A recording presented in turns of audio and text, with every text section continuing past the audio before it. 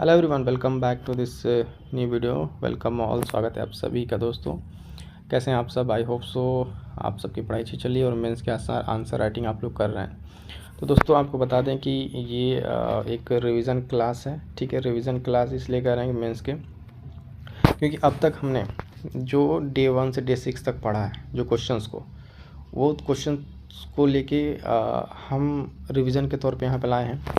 जो दोस्त इसको पहले से वीडियो यानी डे 1 से करते आ रहे हैं, वो चाहे तो इस वीडियो को 2x पे करके देख लेंगे। ठीक है, वही पुराने क्वेश्चन से रिवीजन के तौर पे यहाँ पे कंप्लीट एक वीडियो में आपको मिल जाएगा।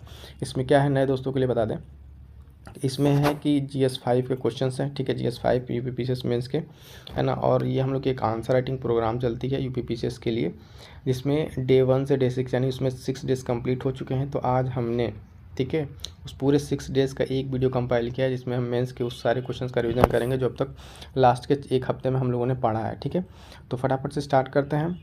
और ध्यान दीजिए, एक बार फिर से कह रहे हैं कि जिन लोगों ने इस पूरे सेशन को किया है डे 1 से डे 6 तक, वो चाहे तो इसको स्किप भी कर सकते हैं, या फिर देखना चाहे तो 2x पे स्पीड पे देख लें। ठीक है, ये वही सारे पुराने क्वेश्चन हैं जो हमने डे 1 से डे 6 तक किया है। ये उन नए लोगों के लिए है जिन्होंने अभी पुराना वीडियोज़ नहीं देखा है, तो इस वीडियो में अपना फटाफट से आगे रिविज़न कर सकते हैं।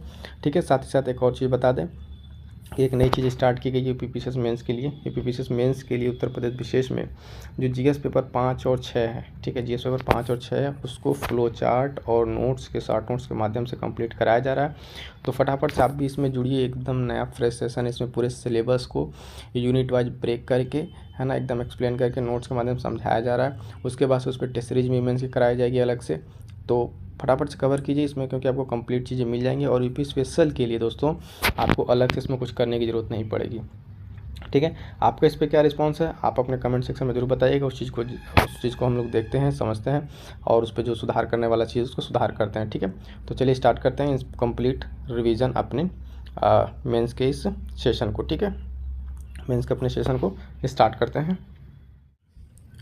फ्रेंड्स, इसमें जो क्वेश्चन हमने डिस्कस करा है उसको बता दें कि कौन कौन से इसमें क्वेश्चंस हैं। उस क्वेश्चन को पहले आपको हम दिखा दें, तो फिर 1 बाय 1 करके क्वेश्चन आप उसका एक एक करके सॉल्यूशन भी देखेंगे और उसका एक्सप्लेनेशन भी देखेंगे क्वेश्चन का। तो इसमें क्वेश्चन जो हमने पिछले हफ्ते सॉल्व किया था, उस क्वेश्चन था कि उत्तर प्रदेश के विकास में गैर सरकारी संगठनों की भूमिका का विश्लेषण कीजिए। ठीक है, तो ये क्वेश्चन ये था, है ना। इस क्वेश्चन को डिटेल में भी आगे हम देखेंगे।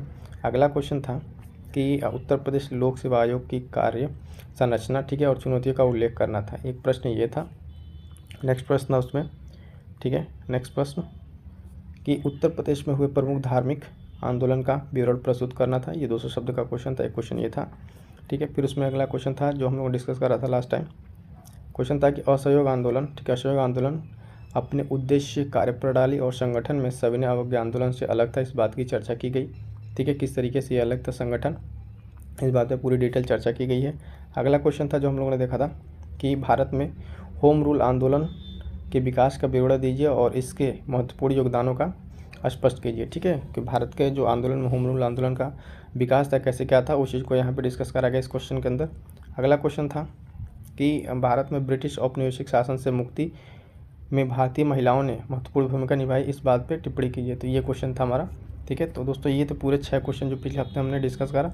फटाफट चलिए उसी वीडियो को रिविजन करते हैं, 1 बाय 1 करके के क्वेश्चन को देखते हैं। ठीक है, क्वेश्चन कह रहा है कि उत्तर प्रदेश, ठीक है, उत्तर प्रदेश विकास में गैर सरकारी संस्थानों की भूमिका का विश्लेषण कीजिए। ठीक है, ये GS पेपर 5 का है। ठीक है, GS पेपर 5 में आपका आएगा, यानी यूपी स्पेशल का जो पेपर है GS मेंस का 5th पेपर, उसका ये 8 नंबर का क्वेश्चन बना 125 वर्ड का। ठीक है,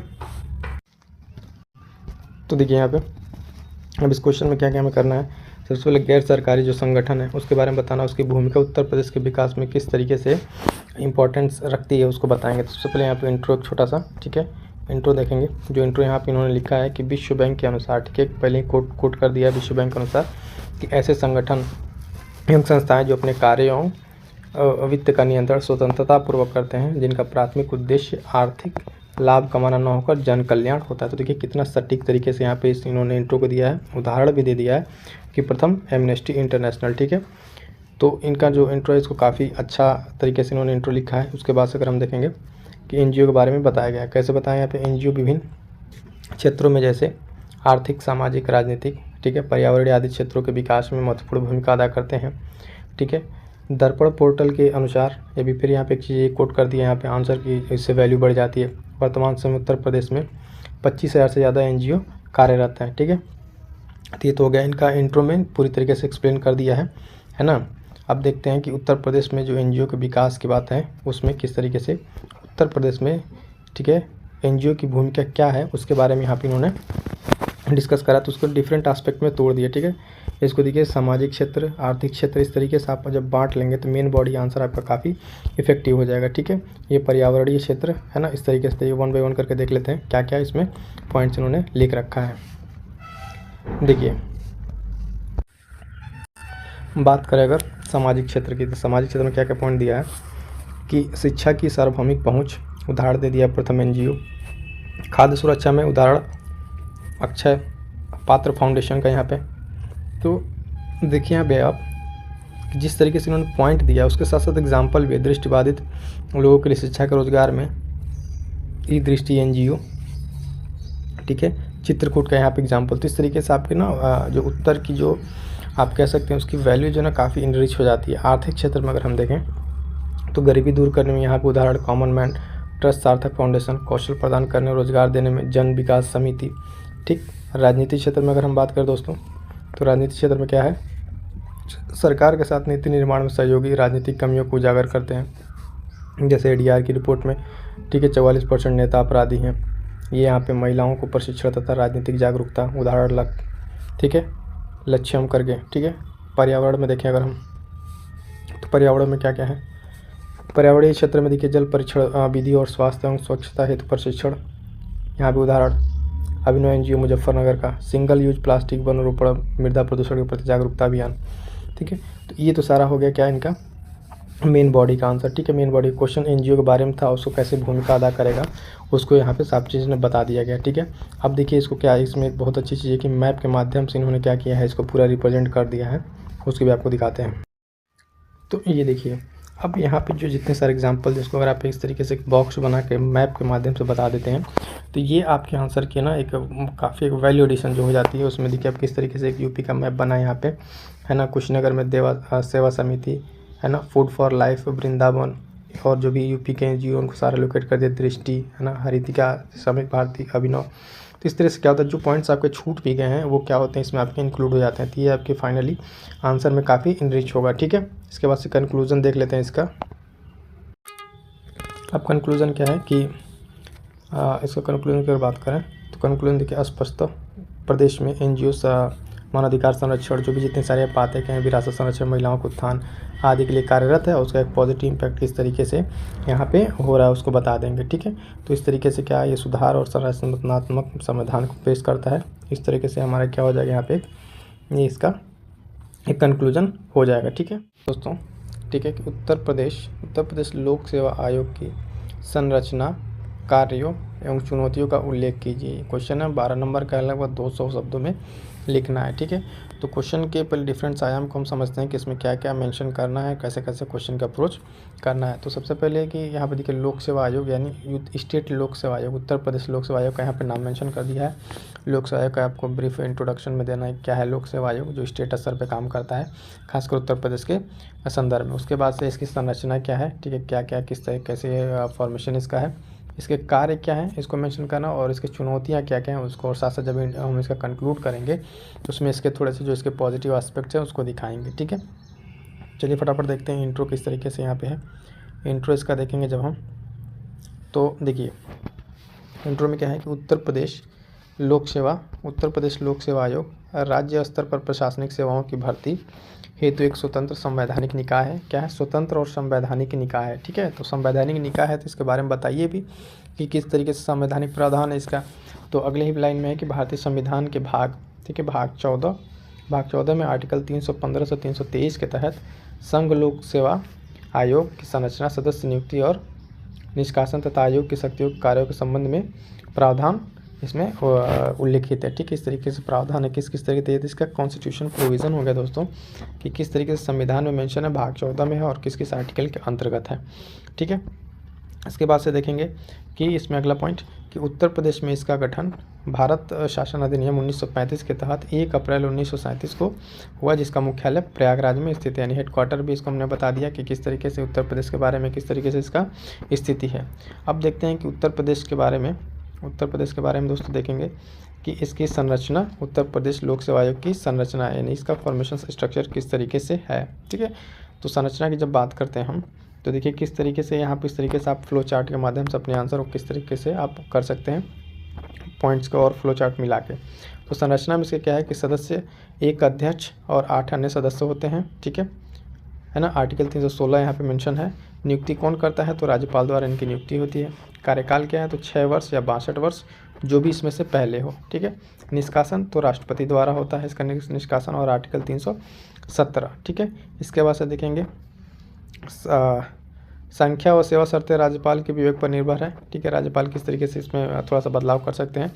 और बाकी ये हो क्या इसका संरचना के बारे में। फिर आगे देखते हैं दोस्तों लोक सेवा का जो लोक सेवा आयोग है इसके कार्य क्या क्या हैं। ठीक है, प्रदेश लोक सेवा आयोग के कार्य आर्टिकल 320। ठीक है, आर्टिकल 320 से मेंशन, और इसमें जो कार्य हैं इस कार्य को देखिए फिर से यहाँ पे एक फ्लो चार्ट के माध्यम से दिखाया गया, आपको देख सकते हैं। ये कार्य हैं, क्या क्या कार्य करता है लोक सेवा आयोग।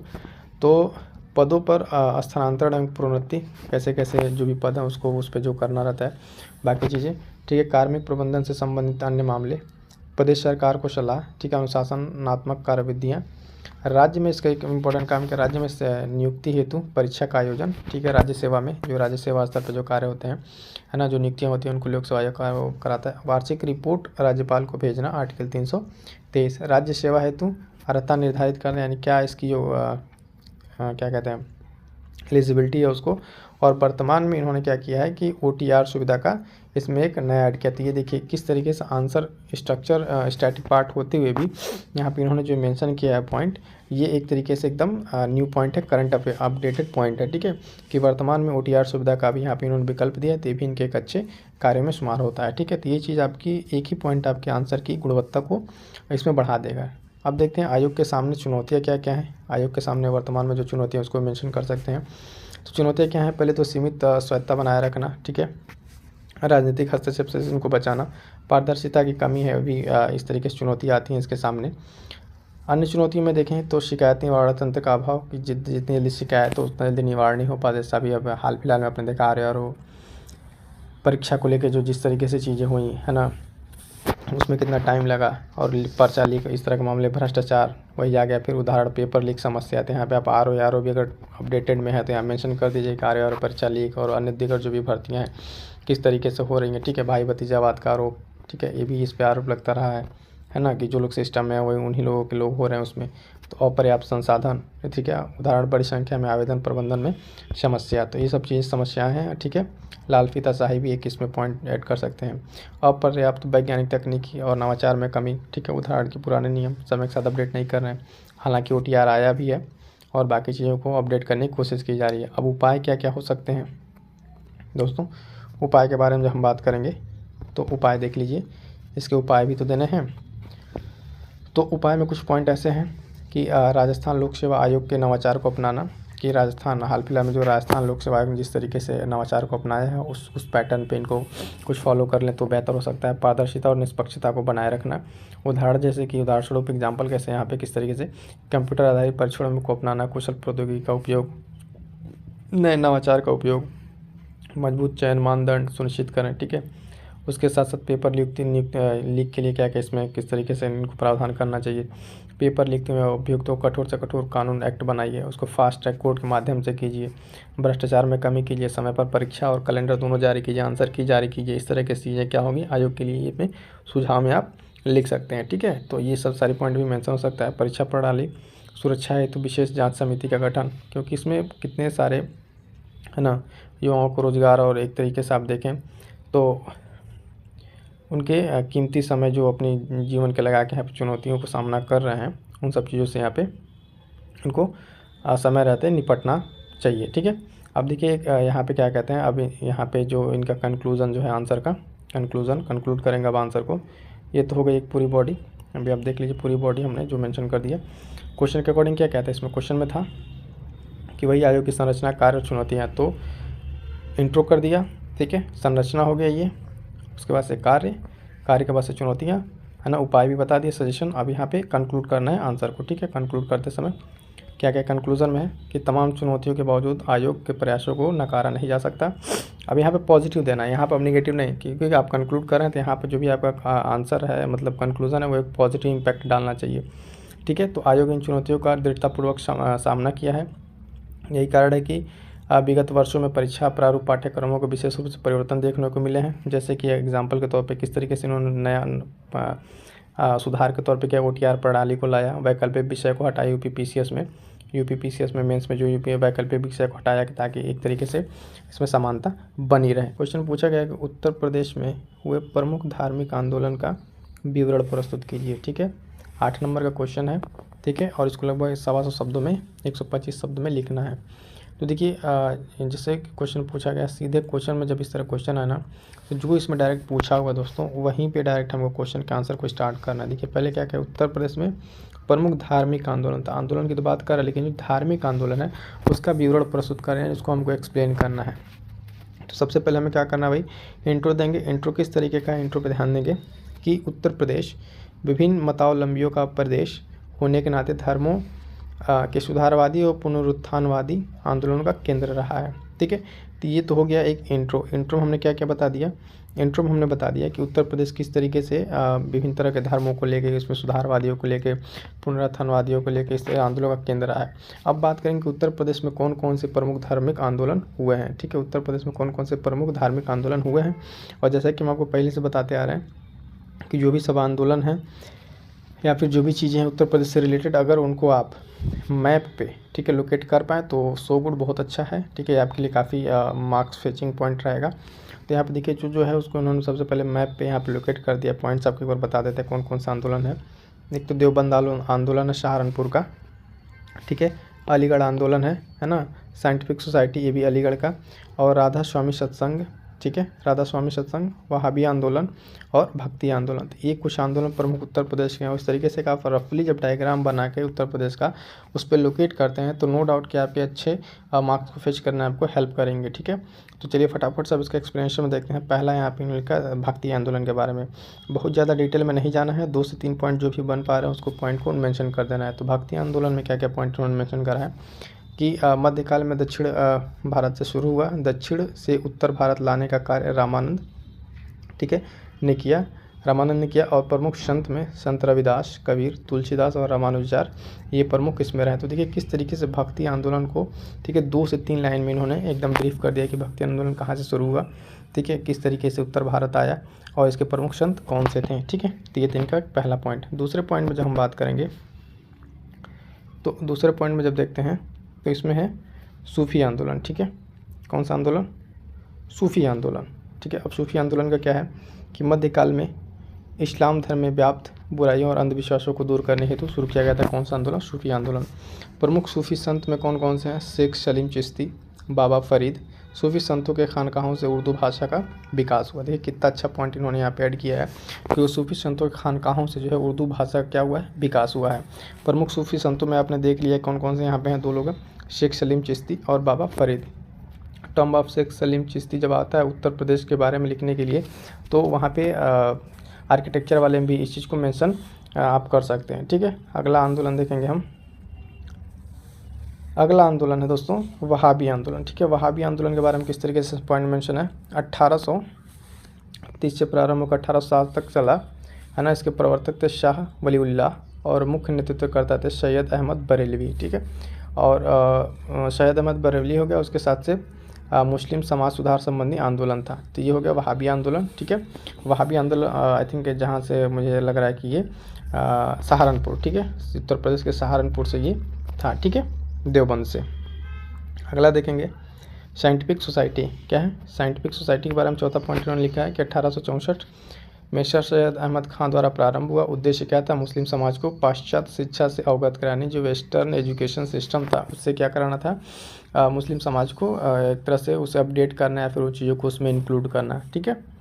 तो ये हो गया यहाँ पे साइंटिफिक सोसाइटी। उसके बाद अगला पॉइंट देखते हैं राधा स्वामी सत्संग। राधा स्वामी सत्संग के बारे में क्या पॉइंट है यहाँ पे, राधा स्वामी सत्संग के बारे में 1861 में आगरा में, ठीक है, शिवदयाल साहब के नेतृत्व में प्रारंभ हुआ। शिवदयाल के नेतृत्व में इसके अनुयायी हिंदी और सिख दोनों थे। ये पॉइंट काफ़ी अच्छा है, पॉइंट यहाँ पे मेंशन हुआ है। मुख्य उद्देश्य क्या था इसका भी, वही नकली हिंदू और साधु आडम्बरों को निंदा करना, ठीक है। ये सब पॉइंट इसमें किस में आ गए, इसमें राधा स्वामी सत्संग वाले में, ठीक है। अगला पॉइंट देखते हैं। अगला पॉइंट देखेंगे देवबंद आंदोलन, ठीक है। छठवां पॉइंट जो है देवबंद आंदोलन 1866 में प्रारंभ, सहारनपुर में मोहम्मद कासिम नौतनवी के द्वारा ये प्रारंभ है। राशिद अहमद, ठीक है, गंगोही के नेतृत्व में सहारनपुर में इस्लामी शिक्षा केंद्र की स्थापना हुई। कुरान हदीस का आधार पर मानकर शिक्षा को, धर्म की शिक्षा जो दी जाती है। अब यहाँ पे देखिए ना कि किस तरीके से यहाँ पे जब आप मेंस को लिखते हैं तो आपका प्रीलिम्स का भी यहाँ पे चीज़ें तैयार होती जाती हैं। सीधे सीधे प्रीलिम्स से पूछ लेता है देवबंद आंदोलन कहाँ हुआ, ठीक है, मैच द फॉलोइंग में ईयर पूछ लेता है, या फिर उसके किसके नेतृत्व में चलाया गया। तो इस तरीके जब मेंस को तैयार करते हैं तो आपका वहाँ पे प्रीलिम्स भी एक अच्छे से तैयार होता चला जाता है। अब देखिए यहाँ पे जो पॉइंट है कंक्लूज़न का पॉइंट, कंक्लूज़न में क्या क्या है। कंक्लूज़न में देखिए निष्कर्ष यहाँ पे, यूपी के उपयुक्त सुधारवादी धार्मिक आंदोलनों ने लोगों को धर्म से बाह्य आडंबर पक्ष को छोड़कर, ठीक है, इन सब से बाहर निकाला और मूल अर्थ को समझने में अपनाने की प्रेरणा दी। इसके साथ साथ इन्होंने जो इसमें थोड़ा सा मिस कर दिया, अगर हो सकता था बौद्ध धर्म के बारे में, जैन धर्म आदि को इसमें यानी ऐड कर लेते तो इनका थोड़ा सा आंसर और भी इसमें और उसकी वैल्यू बढ़ जाती। तो इस तरीके से था दोस्तों आज का हमारे सेशन। इस सेशन में हमने बात करी, ठीक है, कि क्वेश्चन का पूरा कंप्लीट डिटेल एनालिसिस करके, ठीक है। आंदोलन अपने उद्देश्य, कार्यप्रणाली और संगठन में सविनय अवज्ञा आंदोलन से अलग था, चर्चा कीजिए। क्वेश्चन पूछा हुआ है कितने नंबर में, 8 नंबर में, ठीक है। क्वेश्चन कितने नंबर में है, 8 नंबर में इसको पूछा गया है क्वेश्चन, ठीक है। क्वेश्चन के बार समझ लेते हैं कि देखिए असहयोग आंदोलन को कह रहा है, ठीक है। असहयोग आंदोलन गांधी द्वारा जो चलाया गया था उसका उद्देश्य, कार्यप्रणाली, संगठन, ये 3 आयामों पर इसको चर्चा करना है और किससे भिन्न है ये कह रहा है इस सविनय अवज्ञा आंदोलन से, ठीक है। तो वही फटाफट हम इसको पहले इंट्रो देंगे इसका, फिर इसके बाद से डिटेल में इसका जो भी ऑब्जेक्टिव्स हैं उसको बताएंगे, फिर इसका एक कंक्लूजन। चलिए देखते हैं। ये हमारा इंट्रो कैसे है, देखिए भारतीय स्वतंत्रता संघर्ष में असहयोग आंदोलन और सविनय अवज्ञा आंदोलन गांधीवादी दर्शन पर आधारित थे, ठीक है। अपने उद्देश्य, निष्पादन और जन भागीदारी के स्तर में भिन्नता होते हुए भी भारतीय जनमानस में ऊर्जा का निरंतर संचार करते हैं। मतलब क्या यहाँ पे देखिए कि दोनों, तो पहली चीज़ कि गांधीवादी आंदोलन थे, ठीक है, सविनय अवज्ञा आंदोलन हो या फिर असहयोग आंदोलन हो, ठीक है। और इन्होंने दोनों अपने उद्देश्य को पूर्ति के लिए क्या किया, जन भागीदारी, जन समूह को बड़े स्तर पर इसको क्या किया, उसमें इंक्लूड किया, है ना। अब बात करते हैं, इसमें इंट्रो हो गया। इसके साथ साथ अगर आप चाहते हैं यहाँ पे इस इंट्रो में तो इसका मेंशन कर सकते थे क्या, इसका डेट, दोनों आंदोलन का इसमें डेट मेंशन कर सकते थे। अब देखिए यहाँ पर असहयोग आंदोलन के बारे में किस तरीके से ये विभिन्नताएं हैं। तो पहला तो उद्देश्य के बारे में जैसे टू द पॉइंट हमें लिखना है, ठीक है। तो जैसे पूछा उसी तरीके से उद्देश्य, कार्यप्रणाली, है ना, और उसके बाद से इसका संगठनात्मक, ठीक है, क्या संगठन, जिस पॉइंट से पूछा वो मेंस में ये चीज़ का ध्यान रखना दोस्तों कि जो पॉइंट पूछा उसी पॉइंट पे आंसर को आपको लिखना, उसके ज़्यादा इधर उधर डिफ्लेक्ट नहीं करना है, ठीक है। अब देखिए उद्देश्य के बारे में अगर बात करें तो दोनों को कंपेरेटिवली कैसे कंपेरिजन है। उद्देश्य क्या था, असहयोग आंदोलन और सविनय अवज्ञा आंदोलन, 2 कॉलम, इसको आप फ्लो चार्ट के माध्यम से इसको बना सकते थे। असहयोग आंदोलन क्या था, स्वराज प्राप्त करना, हिंदू मुसलमान में एकता बढ़ाना, खिलाफत आंदोलन को सहयोग देना, ठीक है, ये सारी चीज़ें असहयोग आंदोलन का उद्देश्य था। सविनय अवज्ञा आंदोलन का क्या था कि पूर्ण स्वराज का संकल्प, ठीक। तो ये दोनों के क्या थे, हो गए, दोनों का उद्देश्य हो गया। अब दोनों के कार्यप्रणाली पे अगर हम बात करें, कार्यप्रणाली देखें तो इसमें इस आंदोलन में सरकार के साथ असहयोग करना, विदेशी वस्तुओं का बहिष्कार, बाकी इस वाले में सरकार के साथ असहयोग एवं नमक कानून का विरोध, ठीक है। तो ये सविनय अवज्ञा आंदोलन का कार्यप्रणाली थी और असहयोग आंदोलन का। इसके साथ अगर हम देखें तो इसमें और क्या क्या चीज़ें थी कि उपाधियों एवं पुरस्कार को वापस करना, जैसे केसरी हिंद गांधी जी ने वापस कर दिया था, स्कूल, कॉलेज, वकालत, विधान परिषद का बहिष्कार, इन सब चीज़ों करना।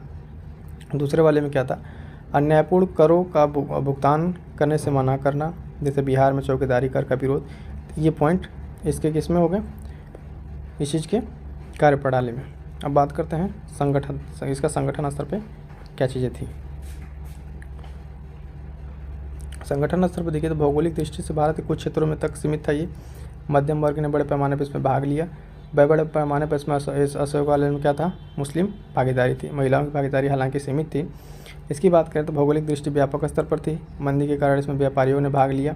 मुस्लिमों का इसमें सीमित समर्थन था, महिलाओं की इसमें व्यापक भागीदारी थी। तो थोड़ा सा यहाँ पर अंतर आया दोनों चीज़ों में लेके, एक में मुस्लिम भागीदारी कम हुई और एक में ज़्यादा थी, एक में महिलाओं की और एक में, इन दोनों पैमाने पर थोड़ा सा पॉइंट रिवर्स आपस में, ठीक है। एक भौगोलिक स्तर पर बड़े पैमाने पर था और एक छोटे पैमाने पर था। तो इस तरीके से अगर हम देखें तो इसके हमने चर्चा कर दी, क्या उद्देश्य, कार्यप्रणाली, इंट्रो हो गया। अब लास्ट में इसका एक कंक्लूजन लेके हैं, इसका आंसर को समाप्त करेंगे, ठीक है। इस क्वेश्चन को समाप्त करेंगे। अब देखिए कि इसमें कंक्लूजन में क्या है कि हालांकि दोनों आंदोलन उद्देश्य को प्राप्त नहीं कर सके, फिर भी आने वाले वर्षों के स्वतंत्र आंदोलनों को बनाए रखने हेतु जनता मोर्चा का संचार किया। ये होता है एक पॉजिटिव नोट, ठीक है। जबकि ये जानते हो कि ये बहुत ज़्यादा सक्सेसफुल नहीं रहा, लेकिन एक इसका पॉजिटिव इम्पैक्ट क्या पड़ा हमारे आने वाले आंदोलनों को बनाए रखने में। इसने एक जन समूह भागीदारी को एक साथ किया और उसके साथ साथ उसमें एक नई ऊर्जा का प्रवाह किया। तो कि भारत में होम रूल आंदोलन के विकास का विवरण दीजिए और इसके महत्वपूर्ण योगदानों को स्पष्ट कीजिए। क्वेश्चन 8 नंबर में पूछा हुआ है ना, 8 नंबर के लिए, यानी trace the development of the home rule movement in India and the elucidate its significance contributions, ठीक है। तो सबसे पहले देखिए क्वेश्चन को ब्रेक करने का तरीका क्या होता है। इसमें पहले क्वेश्चन में भी आपको सिखा चुके हैं, आज के दूसरे क्वेश्चन में आपको बताते हैं कि पूछ रहे भारत में होम रूल आंदोलन। तो पहला तो आपको देखिए यहाँ पे होम रूल आंदोलन के बारे में चीज़ें दिया हुआ है, ठीक है, जानना है। होम रूल आंदोलन और उसके विकास का विवरण कह रहा है और इसके महत्वपूर्ण योगदान, यानी अगर हमारा जो यहाँ पे बनेगा, ठीक है, स्ट्रक्चर, उसमें होम रूल आंदोलन को पहले बताएंगे क्या है, उसके बाद से उसका एक्सप्लेन कर देंगे, उसके साथ क्या करेंगे, उसके इम्पोर्टेंस, योगदान को बताएंगे। तो देखिए यहाँ पे किस तरीके से इस आंसर को बताया गया है, ठीक है। इंट्रो में क्या है, पहले आपको पूरा आंसर के फॉर्मेट दिखा दें। ये आपको यहाँ पे इंट्रो दिया हुआ है, उसके साथ देखिए इसके विकास के बारे में बता दिया गया है कि इसका डेवलपमेंट कैसे कैसे हुआ है ना। देन उसके बाद से इसका योगदान क्या रहा है, योगदान को ऐसे फ्लो चार्ट के माध्यम में, देन उसके बाद से फाइनली इसका कंक्लूजन। किस तरीके से इस क्वेश्चन को आइए हम लोग डिटेल में देखते हैं, क्वेश्चन को डिटेल में। तो सबसे पहले इसका इंट्रो क्या है, इंट्रो कैसे लिखा गया है। इसका इंट्रो की अगर बात करें तो देखिए इंट्रो है कि ब्रिटिश शासन, ठीक है, ब्रिटिश शासन के अधीन रहते हुए संवैधानिक तरीके से स्वशासन प्राप्त करने के उद्देश्य से भारत में 1916 में बाल गंगाधर तिलक और एनी बेसेंट ने होम रूल आंदोलन की स्थापना की। अब देखिए यहाँ पे कैसे 20 से 25 से 30 वर्ड के बीच में यहाँ पे आपका इंट्रो हो गया और बता दिया गया होम रूल के बारे में, ठीक है, कि कैसे ये स्टार्ट हुआ। अब यहाँ पे उसके बात करेंगे हम लोग दोस्तों, इसके होम रूल के आंदोलन का विकास कैसे हुआ, ठीक है। होम रूल आंदोलन का विकास यानी इसका डेवलपमेंट कैसे हुआ, होम रूल कैसे भारत में आया, क्या क्या किया। तो तिलक का होम रूल था एक, बाल गंगाधर तिलक का और एक एनी बेसेंट का। इन दोनों को हम लोग कंपेरेटिवली यहाँ पे फ्लो चार्ट के माध्यम से या फिर कह लिए आपको एक पॉइंट के माध्यम से बता देंगे। तो तिलक का जो होम रूल था दोस्तों, वो उसकी स्थापना जो है 28 अप्रैल 1916 को होती है और स्थान बेलगांव रहता है। इसके बाद इनका देखें एनी बेसेंट का, तो सितंबर 1916 और मद्रास अडयार जगह से। इनका प्रभाव क्या रहा, ठीक है, इनका प्रभाव जो है कर्नाटक, मध्य प्रांत, बरार, महाराष्ट्र, बम्बई को छोड़कर था, ठीक है। मराठा, अंग्रेजी और केसरी मराठी पत्रिका द्वारा प्रचार प्रसार किया गया। ये भी कई बार देखिए प्रीलिम्स आपका पूछा जाता है कि मराठा जो पत्रिका है उसका लैंग्वेज क्या था, भाषा क्या थी, तो वो अंग्रेजी था और केसरी जो है ये मराठी में था। अब इनका देख लेते हैं, एनी बेसेंट वाले में शेष भारत में था ये, मद्रास के अलावा, है ना, मद्रास शुरू होकर। सचिव कौन थे, जॉर्ज अरुंडेल। सहयोगी कौन थे, बीपी वाडिया, सीपी रामास्वामी आदि। और कॉमनवेल्थ एवं न्यू इंडिया प्रचार द्वारा इसका प्रचार, ठीक है। तो ये भी पत्रिका आपसे पूछा जाता है। अब देखिए यहाँ पे कैसे कहते हैं ना कि मेंस की तैयारी करने के साथ साथ आपका प्रीलिम्स उसमें आ जाता है। तो जब आप यहाँ पे मेंस के लिए अगर इस पॉइंट को तैयार किए रहेंगे, मान लीजिए होम रूल को हमने तैयार करा रखा था, तो इसमें देखिए ये प्रीलिम्स से कितने क्वेश्चन मिलेंगे, कॉमनवेल्थ, ठीक है, ये और न्यू इंडिया, ये दोनों पत्रिकाएँ हैं। 2 पत्रिका यहाँ मिल गया, 2 पत्रिका यहाँ मिल गया। सीधे सीधे पूछ लेता है होम रूल के बारे में किसके द्वारा स्थापित किया गया था, डेट पूछ लेता है, प्रीलिम्स आपको पूछ लेता है। तो इस तरीके से दोस्तों प्रीलिम्स कम मेंस की तैयारी एक साथ होती है, ठीक है। अब इसका देखिए पर्पज यहाँ पर थोड़ा सा इसके बारे में बताया गया है कि 1917-18 के दौरान 1917-18 के दौरान हुए सांप्रदायिक दंगों और 1919 के संवैधानिक सुधारों की घोषणा, ठीक है, नेतृत्व का अभाव में आदि कारण यह आंदोलन धीरे धीरे समाप्त हो गया। तो इसके बारे में थोड़ा सा बता दिया गया है ना। अब इसके बाद से देखते हैं कि इसका योगदान क्या क्या रहा है, ठीक है, इसका योगदान। तो होम रूल का स्वतंत्रता आंदोलन में योगदान क्या, उसको पॉइंट्स के फॉर्म में दिखा दिया गया यहाँ पे। देखिए राष्ट्रवादियों की नवीन पीढ़ी का उद्भव, देश एवं शहर, के मध्य संगठनात्मक संपर्क स्थायित्व स्थापित किया। और अन्य पॉइंट्स की बात करें तो स्वतंत्रता आंदोलन में नया आयाम जुड़ा इससे, ठीक है, जैसे कि स्व शासन की अवधारणा, नरम दल और गरम दल को पुनः एकजुट किया, लखनऊ पैक्ट 1916 के माध्यम से राजनीतिक चेतना का फैलाने में इसमें सक्षम था, मांटेग्यू घोषणा पत्र में 1917 में होम रूल की मांगों को उसका प्रभाव दिखता है, इस तरीके से किस तरीके से इसने उस पर इम्पैक्ट डाला। ठीक है, अब बात करते हैं इसके कंक्लूज़न की बात करें तो देखिए, हालांकि अंग्रेज़ों की दमनात्मक जो कार्रवाई के बावजूद होम रूल से जुड़ी गतिविधियों का स्वतंत्रता आंदोलन पर सकारात्मक प्रभाव पड़ा, यानी बहुत तरीके से इसको दमनकारी नीतियाँ चलाई गई अंग्रेज़ों द्वारा, लेकिन इसका एक पॉजिटिव इम्पैक्ट पड़ा। ठीक है, और भारतीय लोगों में स्वतंत्रता के प्रति सजगता और दूरदर्शिता को बढ़ावा मिला। तो इस तरीके से देखिए, एक छोटा सा कितना कॉम्पैक्ट क्रक्स इसका कंक्लूजन हो गया। तो ये था दोस्तों, शिक्षक शासन से मुक्ति में भारतीय महिलाओं ने महत्वपूर्ण भूमिका निभाई। इस पर टिप्पणी करना है। 8 नंबर का क्वेश्चन है। ठीक है, और इस क्वेश्चन को शुरुआत कैसे करना है, जैसे हमने आपको बता दिया है कि इंट्रो होना है, फिर क्वेश्चन की मेन बॉडी होगी, देन उसके बाद से कंक्लूजन होगा। ठीक है, तो यहाँ से अगर हम देखें इंट्रो में, तो इंट्रो से कैसे लिखा गया है कि स्वतंत्रता की उथल पुथल भरी यात्रा के दौरान महिलाओं ने अटूट दृढ़ संकल्प के साथ देश भक्ति का प्रदर्शन करा।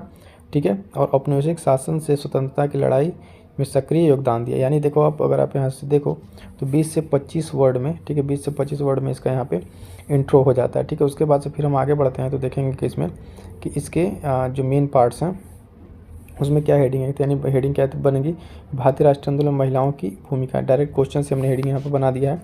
क्वेश्चन में जो पूछा हो उसी से रिलेटेड हेडिंग भी होनी चाहिए।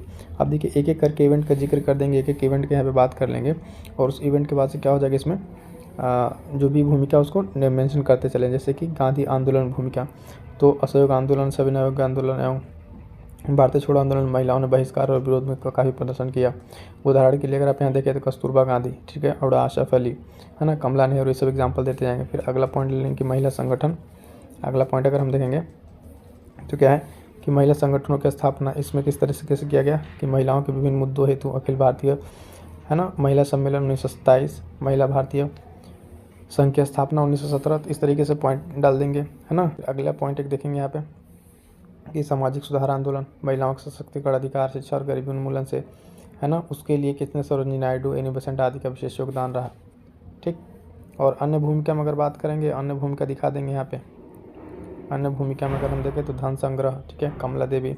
उसके साथ अन्य क्षेत्रों में भूमिगत जो गतिविधियाँ और अन्य पॉलिटिकल गतिविधियाँ, क्रांतिकारियों में गतिविधि, जिसमें जो नाम है उसको मेंशन कर दिए यहाँ पे, दिखे 2-3 नाम आपको दिखा दिए।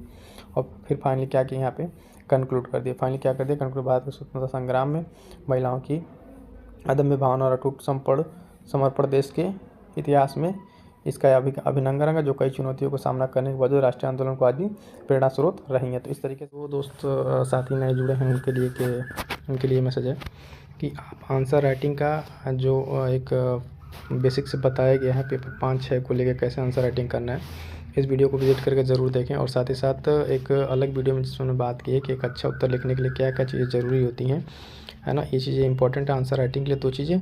और एक चीज़ अलग से जो मेंस आंसर राइटिंग पर्सपेक्टिव से, ये 2 किताबें हैं। इस वीडियो में हमने एक्सप्लेन किया कि किस तरीके से PYQ हेल्प करेगा आपके मेंस एनरिचमेंट के लिए। तो ये चीज़ आप ज़रूर देखें, है ना। और इसके साथ साथ दोस्तों, जो प्रीलिम्स के लिए इंपॉर्टेंट है करंट अफेयर, है ना, प्रीलिम्स के लिए इंपॉर्टेंट है करंट अफेयर। तो यहाँ पे एक ही वीडियो में आपके पिछले 4 महीने करंट अफेयर मिल जाएगा, जो भी अब तक आपने नहीं पढ़ा है तो पढ़ के यहाँ से नोट्स बना लीजिए। क्योंकि आप साथ ही साथ अगर जब मेंस के साथ साथ इस पॉइंट को कवर करते रहेंगे करंट अफेयर, तो आपके अपकमिंग एग्जाम्स के लिए काफ़ी हेल्पफुल होने वाला है प्रीलिम्स के पॉइंट ऑफ व्यू से। ठीक है, तो मिलते हैं किसी नेक्स्ट वीडियो में। Thank you so much.